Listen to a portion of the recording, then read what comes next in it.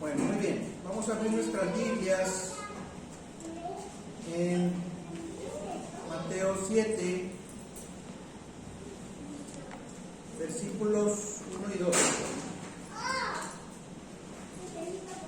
Vamos a leer esta palabra de Dios que es muy conocida. Vamos a leerla todos juntos, a una sola voz, de manera fuerte. Muy bien. Dice así, Mateo 7, versículos 1 y 2. Dice: no juzguéis para que no seáis juzgados, porque con el juicio con que juzgáis seréis juzgados, y con la medida en que medís os será medido. Amén. Vamos a orar. Padre Santo, Señor, en el nombre de Cristo Jesús, te damos gracias, Señor, por este espacio. Padre, pedimos, Señor, la presencia de tu Santo Espíritu, Señor, para que sea el maestro y guía de esta predicación, de esta palabra, Señor. Permite, Padre Santo, Señor, que los hermanos, Señor, que están aquí, Señor, aprendan de tu palabra, Señor, estén, Señor, receptivos, Señor, a esta enseñanza, Padre, porque el mundo es difícil, Señor, vivimos en un mundo caído, Señor, que necesitamos día tras día, Señor, tener el alimento idóneo, Señor, de tu palabra, Padre. Te lo pedimos todo en el nombre de Jesús. Amén. Muy bien. Vamos a comenzar, hermanos. Se dice mucho la frase con mucha vehemencia, con mucha fuerza, a veces en medios, en la escuela, en la familia, etcétera. No juzgues. No hay que juzgar. Entonces, esa frase se oye mucho en muchas partes. E inmediatamente cuando la gente dice no juzgues, este versículo que acabamos de leer, a veces se les viene a la mente. Y entonces están repitiendo, no juzgues para que no seáis juzgados. Y no juzgues para que no seáis juzgados. Y así, ¿verdad? Se está repitiendo constantemente. Pero hay que reconocer algo. Hay una realidad que existe en nuestro entorno. Y esa realidad es que hay ciertos pasajes bíblicos que se toman en el sentido contrario a lo que finalmente la Biblia quiere decir. Les doy un ejemplo de eso. El versículo que dice: examinadlo todo, retened lo bueno. Si ustedes no leen o si no leemos a qué se está refiriendo específicamente ese pasaje en la Biblia, vamos a pensar que podemos examinar y tomar lo bueno de lo que dice Walter Mercado, de lo que dice Moni Vidente, de lo que hay en el yoga, de la religión hindú, de la religión islámica, de los horóscopos. Porque finalmente dice: examinadlo todo y retened lo bueno. Me quedo con lo bueno. ¿Qué es lo bueno? Pues lo bueno es lo que me hace sentir bien. Y entonces uso el versículo de forma equivocada. Y un director de un seminario decía: todo texto fuera de contexto se convierte en un pretexto. Son trampas sutiles de la cultura donde se usa la propia escritura para hacer caer en una trampa. A lo mejor todavía algunos no me entienden, pero vamos a ir por partes. Entonces, el versículo que acabamos de leer es parte de esos versículos que se repiten sin atender al contexto. Y a la gente le gusta decirlo: no juzgues porque seréis juzgados, y no juzgues. No, es que acuérdate como la Biblia dice, ¿verdad? No juzgues porque seréis juzgados, ¿verdad? Y ahí está, pero no saben en qué contexto, en qué condiciones, en qué situaciones, en qué personas, etcétera, etcétera. Entonces, muy bien. La palabra juzgar viene de una palabra griega que se pronuncia más o menos crino, que quiere decir, esa palabra traducida en español juzgar, distinguir, decidir mentalmente o judicialmente. También significa pensar, condenar, determinar o resolver. O sea, todos esos significados implica la palabra griega original en el texto bíblico, que es traducida por juzgar. ¿Sí? Hay otros versículos que usan la misma palabra, tanto en español como en el griego. En otro pasaje en Lucas 12:57, si me acompañan ahí un poquito adelante. Lucas 12:57. Vamos a ver lo que dice Lucas 12:57. Dice, pregunta Jesús ahí mientras habla ahí con personas. Dice, ¿y por qué no juzgáis por vosotros mismos lo que es justo? ¿Por qué no juzgáis? Y es la misma palabra, esa misma palabra que en el otro versículo es crino, aquí también está, nomás que allá en la otra pasaje dice, no juzguéis o seréis juzgados. Y aquí dice, ¿por qué no juzgáis por vosotros mismos lo que es justo? Sin embargo, este pasaje casi nadie se lo sabe, casi nadie lo recuerda. Pero no juzguéis o seréis juzgados, de ese sí se acuerdan. Y no es malo, solamente hay que ponerlo en el enfoque correcto. ¿Se contradice con esto la Biblia? Porque luego no falta quien salga, no, es que la Biblia cae muchas contradicciones, y esa es una de ellas, ¿no? Y a veces que dice, primero dice que no juzgues, y luego después dice, pues que juzgues. Entonces, pues por eso yo no creo en la Biblia. Entonces hay que ampliar un poco la lupa con la que estamos observando para poder entender cómo es esto de juzgar.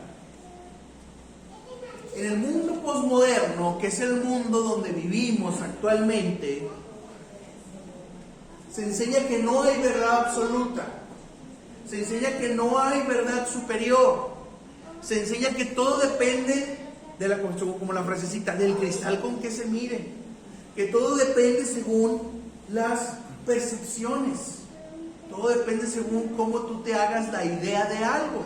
Por lo tanto, todo es relativo y por lo tanto no hay ninguna verdad. Por lo tanto, ningún juicio es válido. Y por eso luego va a haber gente que con toda la boca te va a decir, acuérdate que la Biblia dice, no juzguéis o seréis juzgados. Entonces, ¿qué vamos a contestar ante esa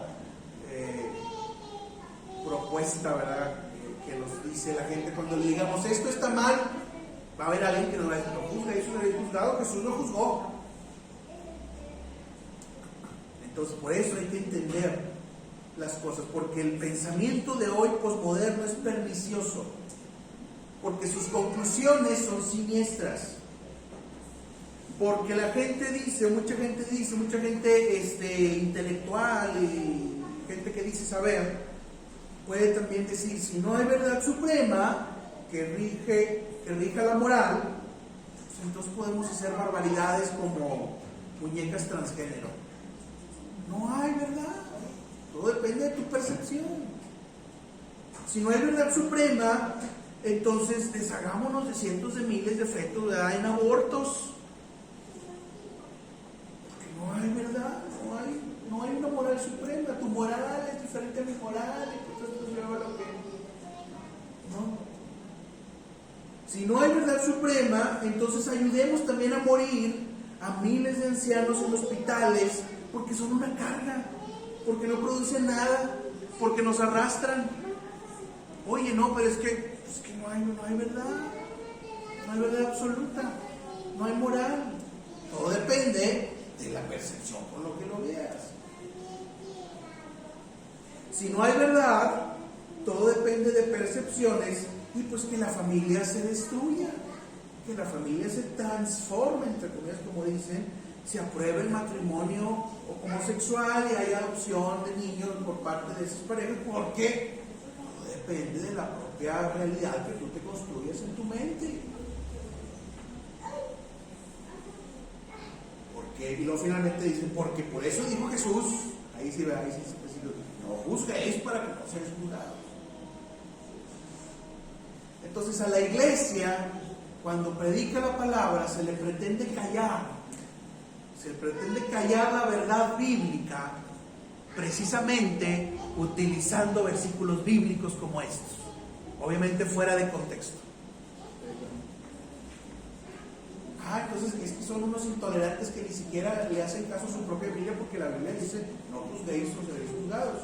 Y están diciendo, están criticando y están diciendo que esto está mal. Lo peor del caso es cuando ese pensamiento pernicioso, posmoderno, relativista, empieza a invadir la iglesia o las iglesias. Oye, es que el líder de alabanza vive en unión libre con alguien ahí con la que se juntó y está en fornicación. No, es que eso está mal. No, cállate. No juzguéis, no juzgar. Es que el pastor está en adulterio. ¿Por qué está predicando así? ¿Verdad? Si él está en adulterio y no está respetando la ley de Dios, cállate, no juzguéis, no juzgar. Entonces, cuando en la iglesia también entra este juego, entonces hay peligro. Y esto no solo estamos hablando de un juego de semántica de los medios o de cosas por el estilo. Con nuestra propia familia lo vamos a ver. Con nuestros propios hijos la vamos a ver.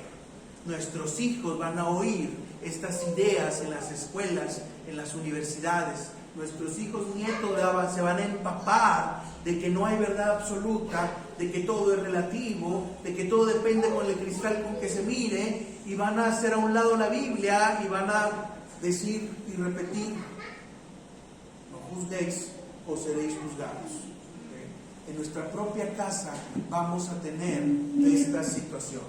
No estamos hablando de nada que sea ajeno a nuestra realidad. Vamos a leer el pasaje siguiente, que es Mateo 7. Creo que es el mismo con el que iniciamos, nomás que más adelantito. Mateo 7:3-5. Mateo 7:3-5. Así es. ¿Cómo le hizo algo? ¿Quién sabe? Mateo 7:3-5.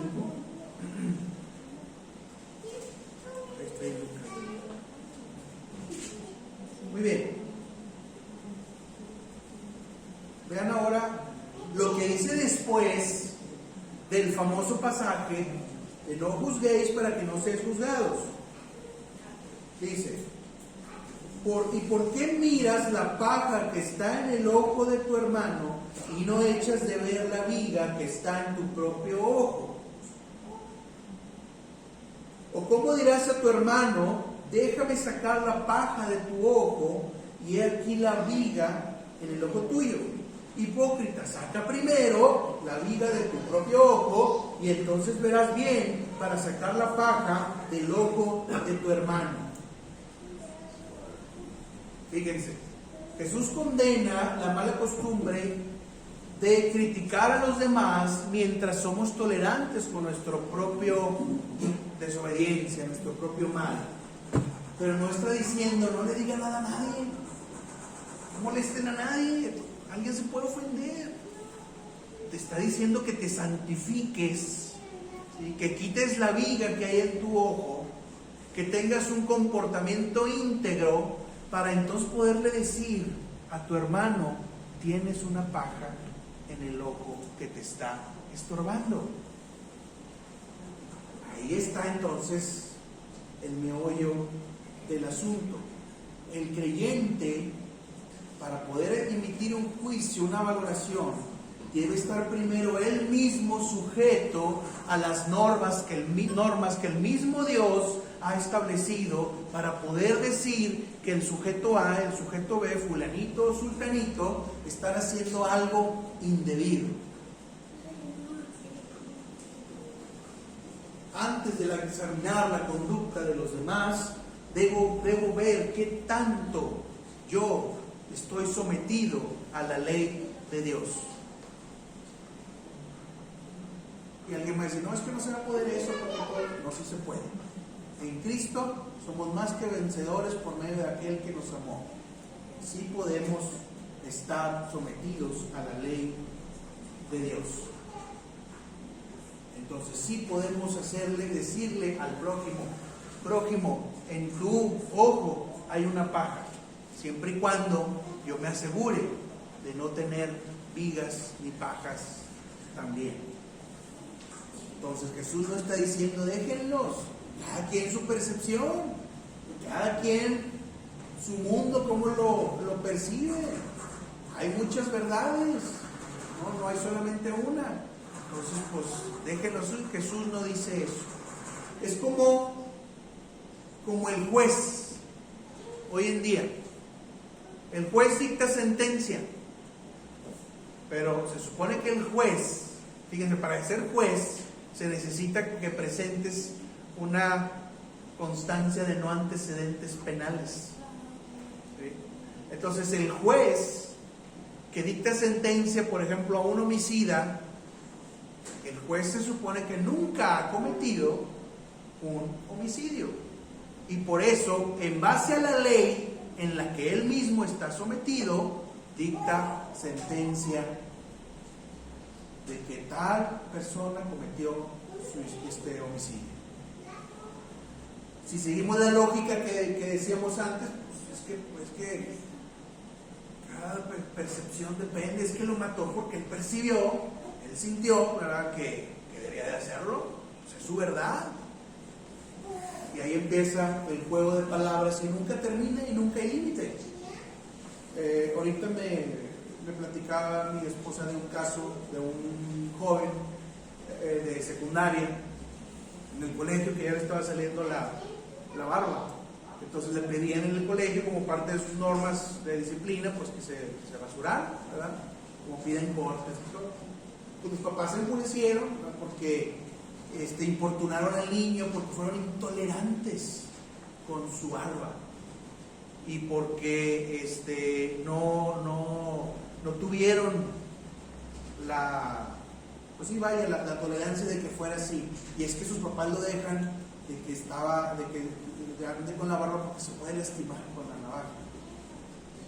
Entonces llegamos a este nivel de absurdos donde cualquier cosa que a mí me plazca y que alguien me diga, pues no es por ahí, eres intolerante, me estás juzgando, te voy a demandar.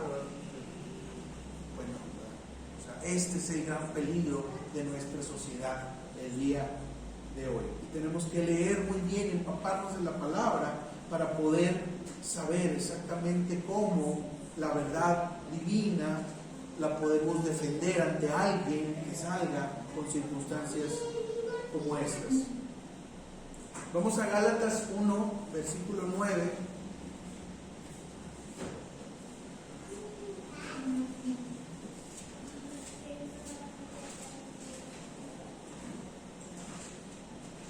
Miren, Gálatas 1, 9. Como antes hemos dicho, dice el pasaje, también ahora lo repito.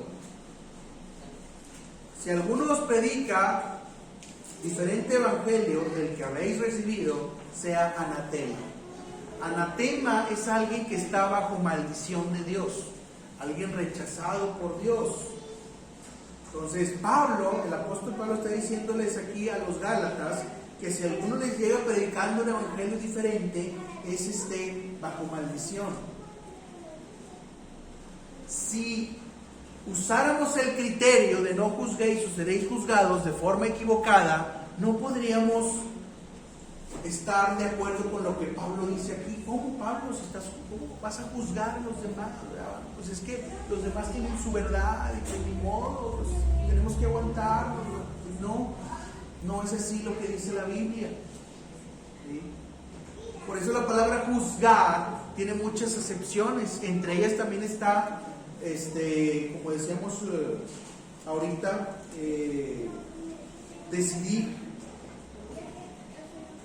pensar, determinar, resolver. Todo eso significa también la palabra juzgar. Pero en español, cuando oímos la palabra juzgar, lo que vemos en la cabeza es señora así muy santurrona, ¿verdad? Apuntando, ¿verdad? Tú, pecador. Eso nos imaginamos.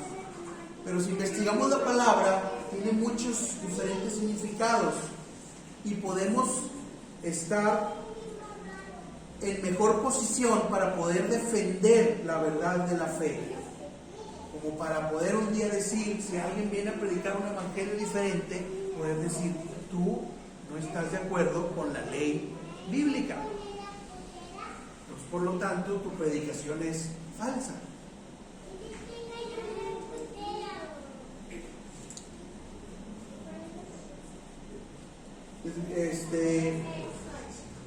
Muchas veces viene entonces la pregunta, entonces ¿podemos juzgar a la gente? La respuesta es un tanto compleja, no es tan fácil decir. Pudiéramos decir sí y no. Una, porque no es tanto juzgar en el sentido de un juez y apuntando y siendo grosero así, no. En ese sentido, pues no, obviamente no. Pero sí podemos señalar el pecado, lo que está mal, en base a la ley de Dios, que es el supremo juez, y que Él ya ha determinado que ciertas cosas son incorrectas. Entonces, por lo tanto, podemos hacer señalamientos, no de que nosotros se nos hayan ocurrido, sino de lo que Dios mismo ya ha juzgado. De ahí podemos nosotros resolver si algo es correcto o incorrecto. Así es como podemos en todo caso, entre comillas, juzgar. Pero más que nada es resolver, o es un ejercicio como dijo Jesús. Quita primero la viga que hay en tu ojo, para que luego le digas a tu hermano sobre la paja que hay en el suyo. Pero quítala, no te quedes con ella.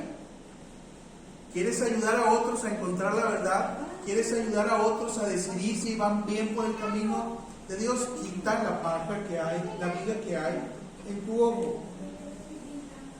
Debemos estar libres de todo aquello que nosotros pretendemos señalar en algo o en alguien. Si yo voy a señalar el adulterio, yo tengo que estar libre de adulterio. Si yo voy a señalar de cualquier pecado, fornicación, maledicencia, amargura, orgullo, soberbia, pues yo tengo que estar ausente de ese pecado. Mínimamente tengo que estar luchando de forma diligente contra ese pecado. Mínimamente. Pero obviamente, si yo soy un soberbio de primera y le digo a alguien qué soberbio eres, pues ahí sí me va a caer el saco de no juzguéis porque seréis juzgados. ¿Sí me explico?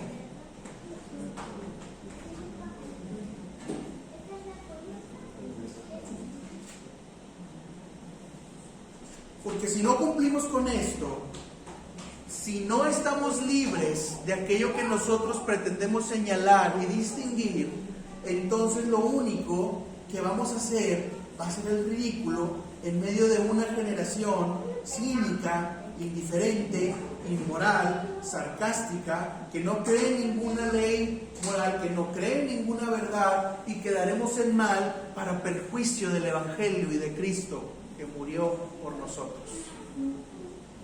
Entonces, cuando señalemos que algo está mal, como el juez, tenemos que estar nosotros sometidos a la misma ley con la que vamos a juzgar y exentos de aquello que vamos a decir es incorrecto. Esa es la clave de las cosas. Eso es, mediante el estudio de la Biblia, poder discernir las malas enseñanzas que hay en el mundo hoy en día. Vamos a Romanos 2, si me hacen el favor. Romanos 2, versículo 21 al 24. Está muy interesante esta parte, yo creo que nos va a ayudar a aclarar el tema. Del 21 al 24 dice el apóstol Pablo: tú pues que enseñas a otro, ¿no te enseñas a ti mismo? Tú que predicas que no se ha de hurtar, ¿hurtas? Tú que dices que no se ha de adulterar, ¿adulteras? Tú que abominas de los ídolos, ¿cometes sacrilegio? Tú que te jactas de la ley, con infracción de la ley deshonras a Dios. Porque como está escrito, el nombre de Dios es blasfemado entre los gentiles por causa de vosotros. ¿Qué significa el último pasaje del versículo? Sobre todo, porque como está escrito, en el nombre de Dios es blasfemado entre los gentiles por causa de vosotros. ¿Sí?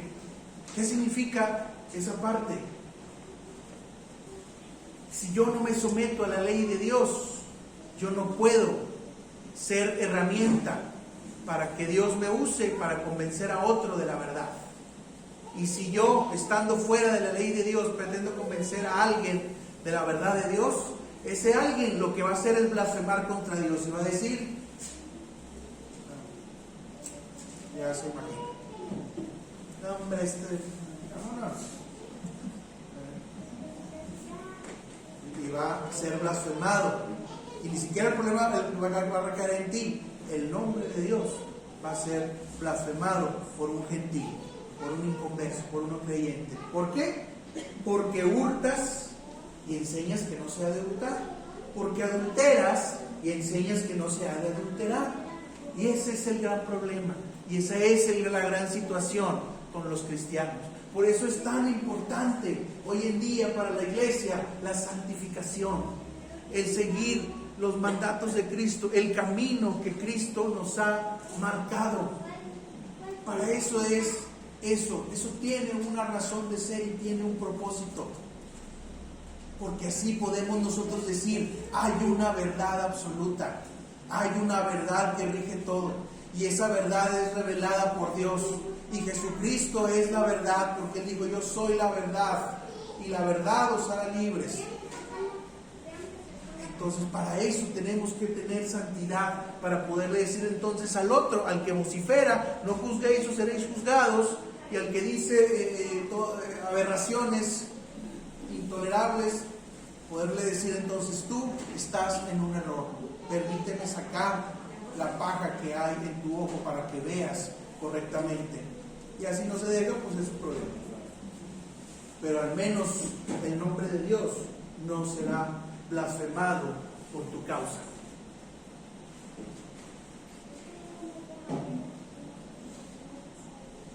Entonces vamos entendiendo a qué se refiere: no juzguéis o seréis juzgados, etcétera, etcétera.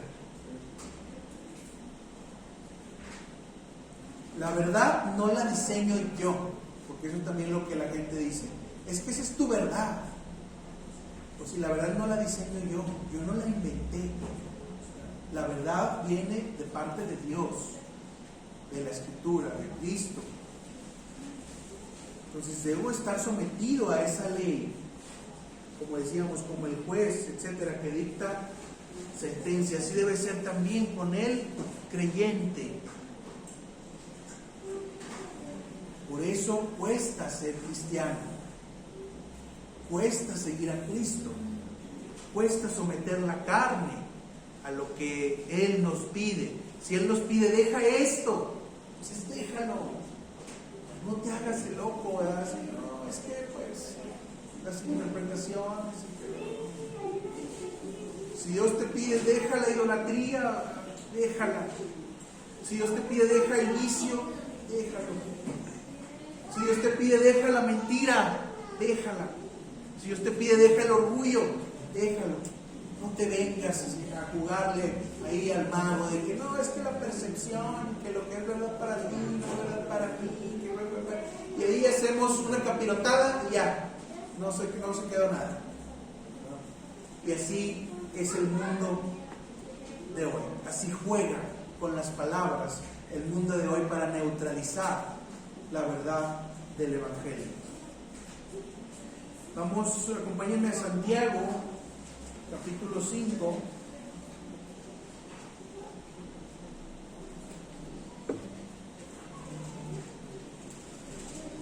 Santiago 5, versículos 19 y 20. Vean aquí otro ejemplo que contradice la interpretación del mundo de no juzgar y no decir nada.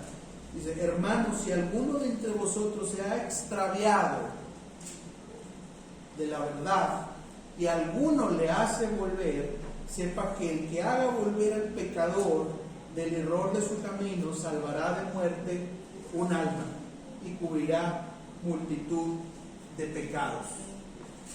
Tengo una responsabilidad moral de señalar al hermano cuando está desviado de la voluntad de Dios, para salvar su alma y cubrir multitud de pecados.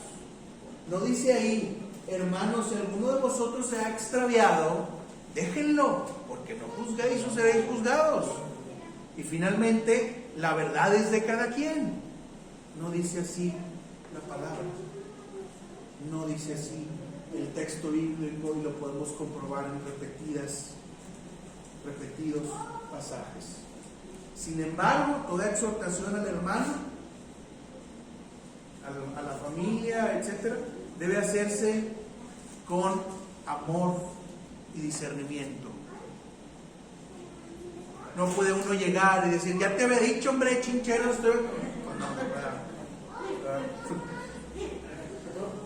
si ya me tienes harto, pues no podemos llegar así.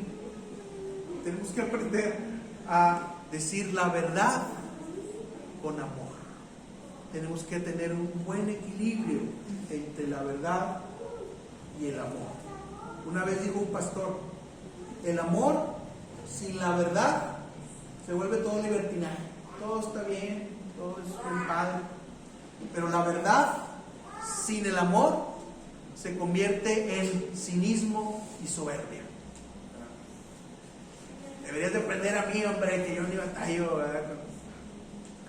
Pues no, ¿verdad? No podemos llegar y decir de esa manera a las personas cuando tratamos de reorientarlas hacia la verdad. Tenemos que ser con amor, tratar de amonestar a las personas para que así se conviertan y vuelvan del error al camino correcto y se salve un alma. Entonces ahí tenemos también la necesidad de las dos cosas, la verdad y el amor. No, que las iglesias odian a los homosexuales. No, espérame.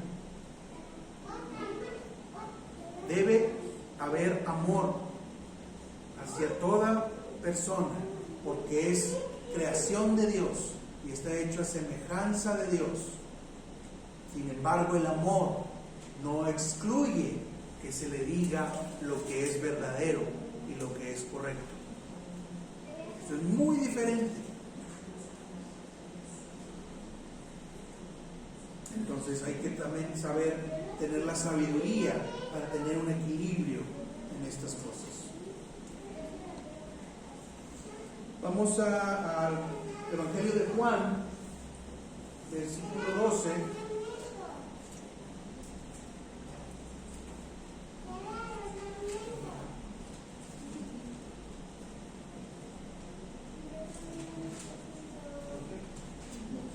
Juan 12, versículos del 47 al 50.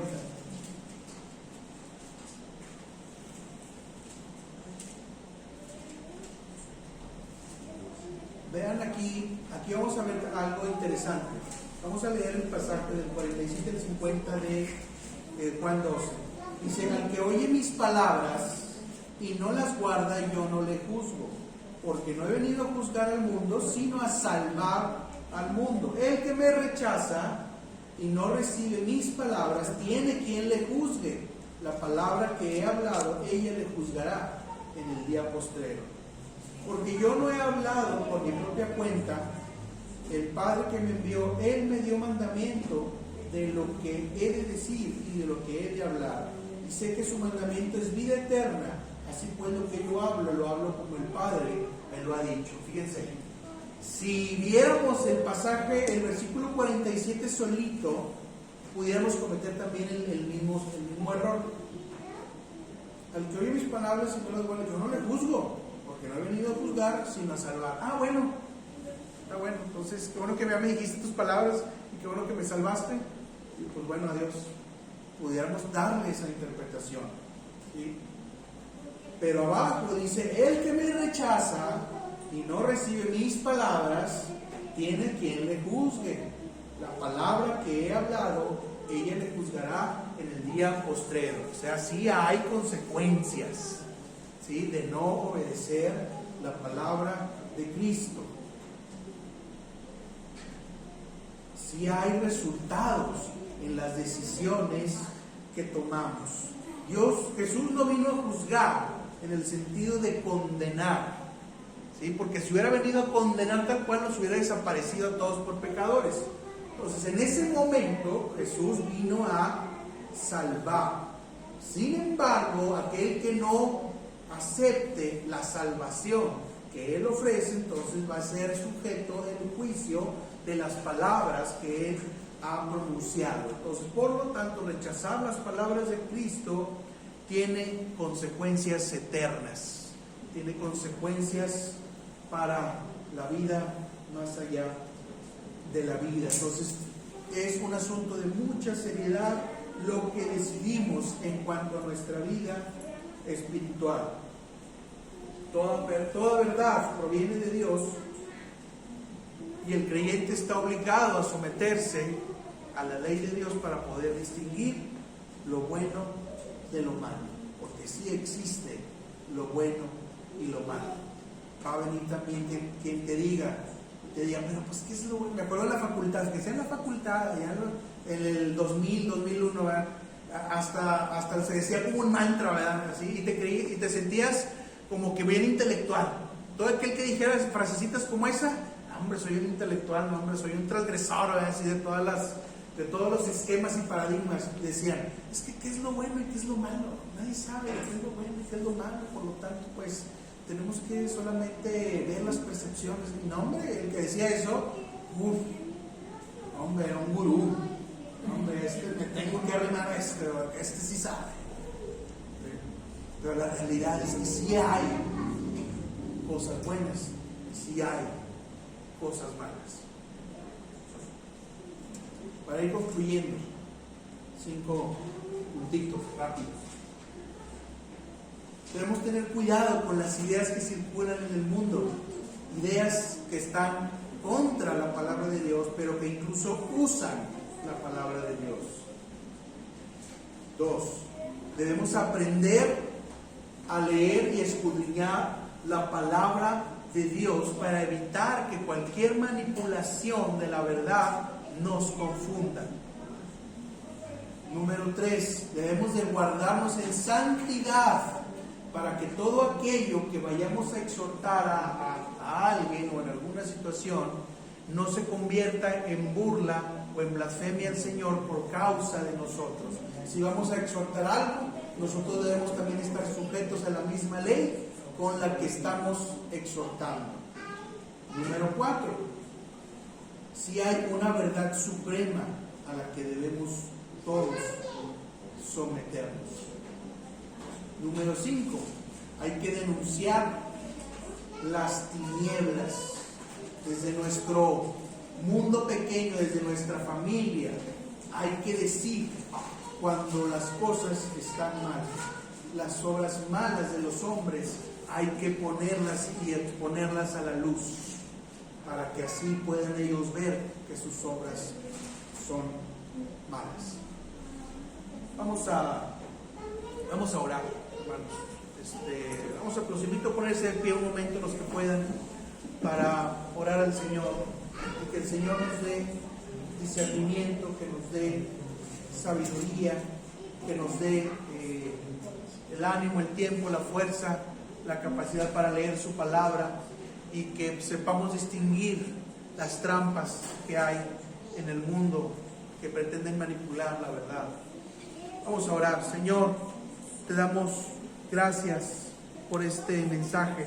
Padre, te pedimos, Señor, que tu Santo Espíritu, Señor, esté aquí con nosotros, paseándose, Señor, que tu Santo Espíritu esté aquí enseñándonos, porque dice tu palabra que es el Espíritu Santo el que nos va a hacer recordar todas las cosas que tú nos enseñaste, Señor. Padre, en este momento te pedimos, Señor, porque tu Espíritu, Señor, nos dé el discernimiento adecuado en nuestra mente, nos dé la sabiduría adecuada, Señor, en nuestra mente y corazón, nos dé la capacidad de decidir, de distinguir, Señor, entre lo bueno y lo malo, nos dé la capacidad de exhortar, Señor, a las personas que están alrededor de nosotros cuando hacen algo que es indebido o inadecuado, Señor, y que tu ley dice que es desagradable a ti, Señor.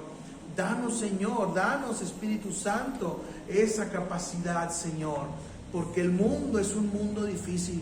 El mundo, Señor, hoy en día, Señor, es un lugar donde nacen, Señor, ideas peligrosas, donde nacen ideas perniciosas, Señor, y que incluso se enseñan, Señor, en las escuelas, como irónicamente, como una verdad absoluta, cuando defienden que no hay verdades absolutas, Señor. Padre, Señor, te pedimos, Señor, por nuestros nietos, por nuestros hijos, Señor, que están expuestos, Señor, no a la verdad bíblica, Señor, sino que están expuestos a lo que el mundo dice que es, Señor, verdad, Señor, a la manipulación, a la percepción, Señor, y trastornando, Señor, continuamente tu enseñanza. Padre, te pedimos, Señor, por nuestros hijos y nietos, Señor, que están en la escuela. Permite, Señor, que tú dale, Señor, la capacidad, la sabiduría, el discernimiento, para que ellos puedan saber con tranquilidad, Señor, qué te agrada y qué no, Señor, y que ellos puedan juzgar, Señor, lo que es bueno de lo que es malo, de aquellos, Señor, que le están ahí proponiendo o de que le están exponiendo, Señor. La vida es dura, Señor, el mundo es peligroso, Señor, y el diablo está como león rugiente buscando a quien devorar, y el diablo no descansa, Padre. Entonces, que tu Santo Espíritu, Señor, nos dé a nosotros y a nuestras familias siempre la capacidad, Señor, por tu Santo Espíritu, de distinguir la verdad en todo lugar en donde estemos, y que aprendamos, Señor, a someternos a esa ley, a esa verdad, para poder decirle a nuestro prójimo: quita la paja que hay en tu ojo, Señor. Te rogamos, Señor, todo esto en el nombre de Cristo Jesús. Amén.